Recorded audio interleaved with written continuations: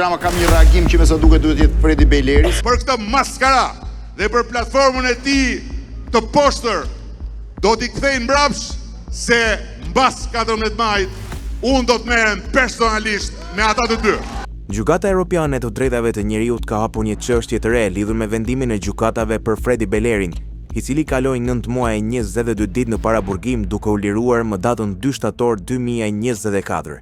Bejleri akuzohej për korrupsion aktiv në zgjedhje dhe ka bërë ankesë në Strasburg, duke pretenduar se paraburgimi i tij nuk ishte i bazuar në arsye të mjaftueshme dhe se autoritetet nuk shërtuan mas alternative përpara ndalimit të tij. Gjykata e Strasburgut ka ngritur pyetjen nëse ka patur shkelje të nenit 58 të konventës, i cili ka të bëjë me kushtet e paraburgimit dhe masat alternative. Aplikanti, një shtetas grek dhe shqiptar, ishte ndaluar më datën 12 maj 2023 gjatë fushatës elektorale për postin e kryetarit të Bashkisë Simar, pasi dyshohej për blerje votash. Zgjedhjet u zhvilluan dhe më datën 14 maj ai fitoi, por pas kësaj, më datën 1 qershor, gjykata apelit e la në paraburgim. Gjykatat vendase argumentuan se kryetari i zgjedhur ai mund të përdorte autoritetin për të penguar mbledhjen e provave, po ashtu vlerësuan se Bejleri kishte një histori të shmangjes nga drejtësia duke referuar dënimit të mëparshëm të tij për nxitje të urrëties kombëtare.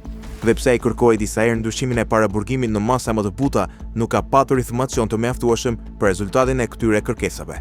Strasburgu tani po shqyrton nëse vendimet e gjykatës së Shqipërisë janë të pajtueshme me të drejtat e garantuara nga konventa, duke vënë duke gjithashtu nëse janë marrë në konsiderat opsionet alternative për paraburgimin e Fredi Bejlerit.